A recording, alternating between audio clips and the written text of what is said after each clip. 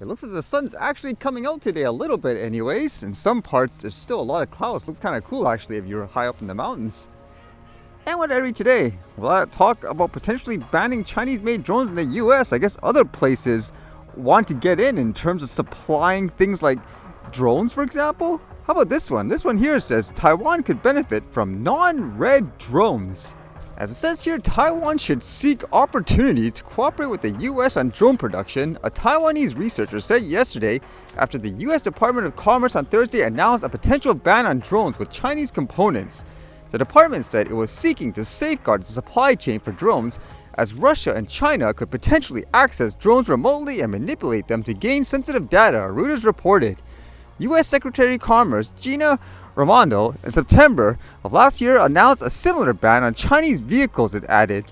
As it says here, quote, Taiwan should take this opportunity to clearly define the non-red supply chain and to become a trusted partner of the US in drone production, Kuma Academy Chief Executive Officer Ho Chung-hui said yesterday. Of course, as you know, in China, they would say Taiwan is a part of China, so it makes you wonder what would happen in that regards. Let's just say if they did have some kind of agreement in terms of supplying drones, what happens if they reconnect, I guess, either forcefully or voluntarily? What would happen after? It says China and Russia have shown their intention to use cyber espionage to endanger US infrastructure and security, so Washington is likely to amend legislation to require private companies to cooperate on protecting national security, he said. The geospatial information captured or collected by drones is highly sensitive and could have implications for national security. To address the issue, the US could take a phased approach, he said, saying, quote, to start with, it could clarify security concerns and require drone manufacturers to use databases and servers located in the US, he said, adding that it could be strictly prohibited for drones to send any data back to China or be remotely accessible. That makes me think too, if it is, let's just say as they claim, a security issue in this regards, shouldn't you just move all your production within your own country, like in general? That's what I would think anyways, if this is indeed just a security issue per se.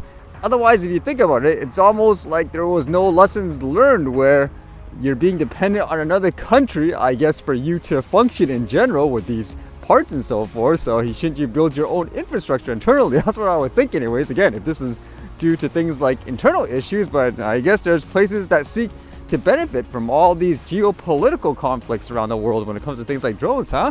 And with drones, apparently there was a drone that fell from the sky and people were wondering, I guess, what it was about.